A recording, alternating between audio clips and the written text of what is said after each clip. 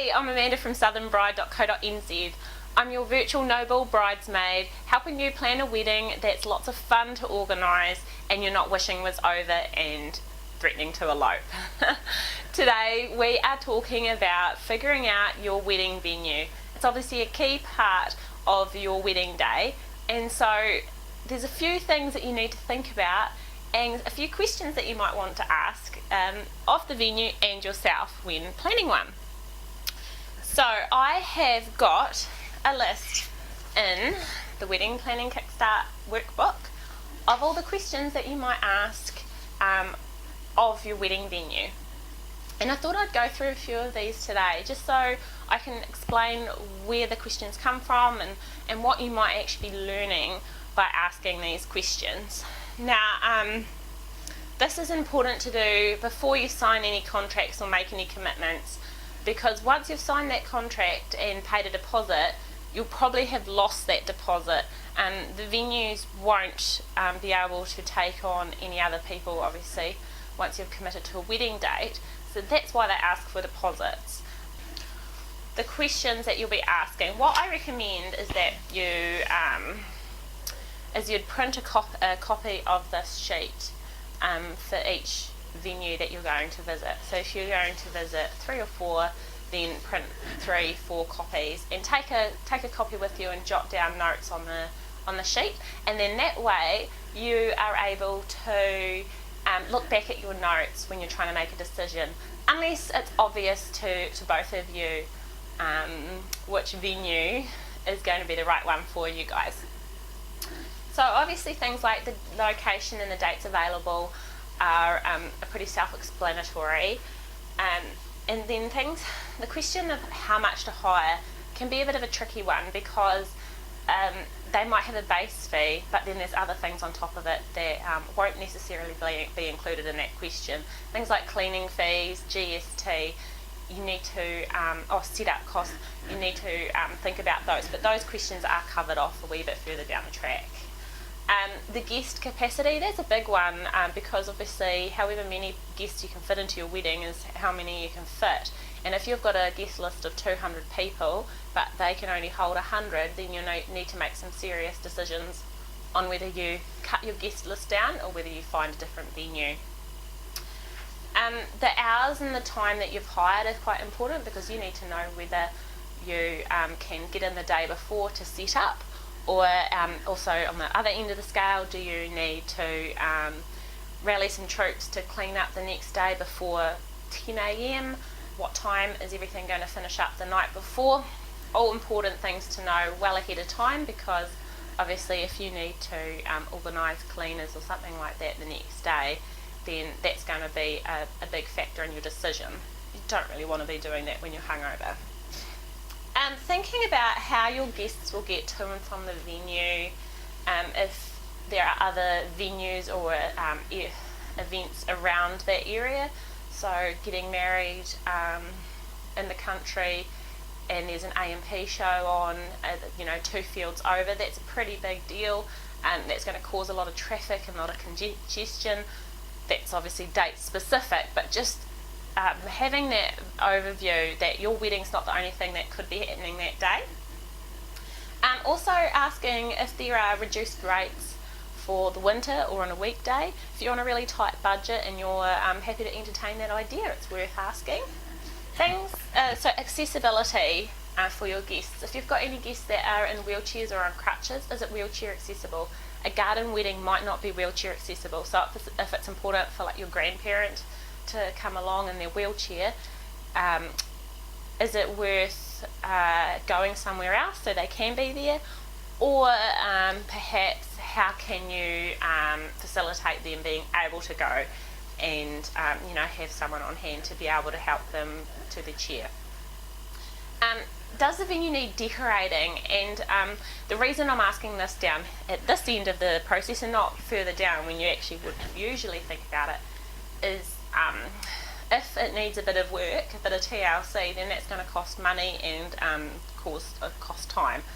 So you might be better off going to a prettier wedding venue that does not cost anything to decorate versus going to a venue that is cheap but ugly and needs a lot of TLC. Sort of likewise to that, what staff and support do you have on hand?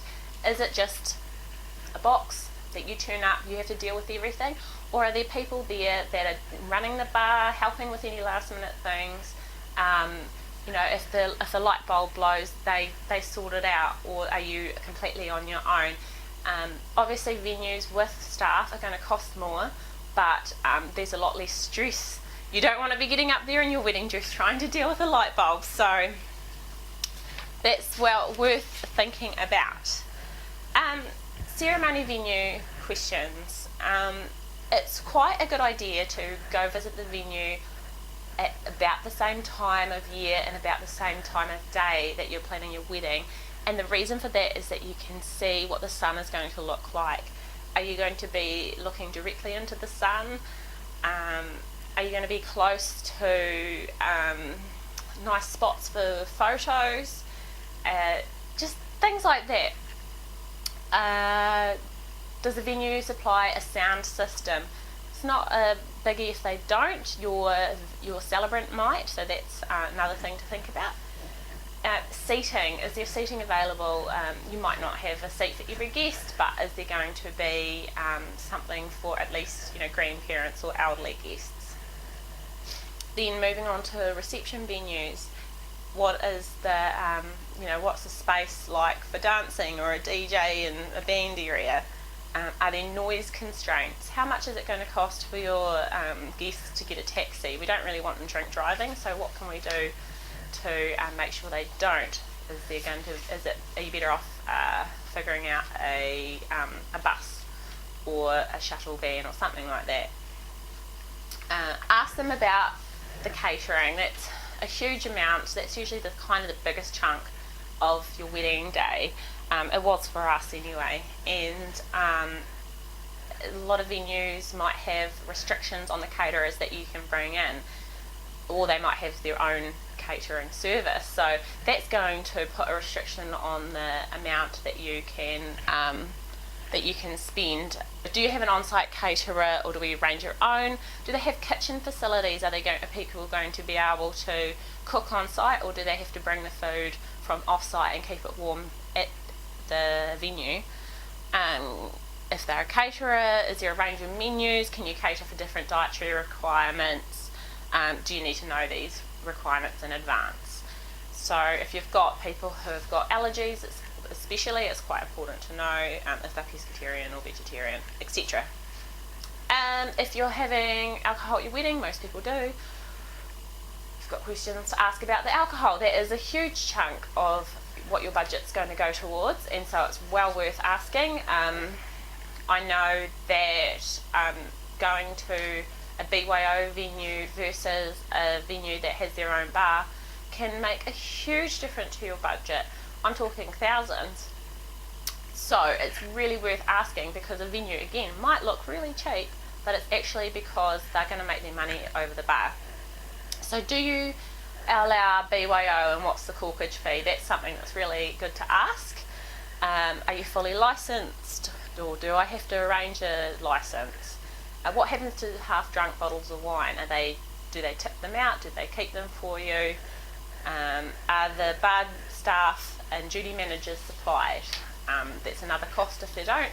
I know that like one of our wedding planners, Leah from Encore Events, she's a duty manager, and that's part of her service, so it's worth checking with your wedding planner or coordinator if they are able to help you with that.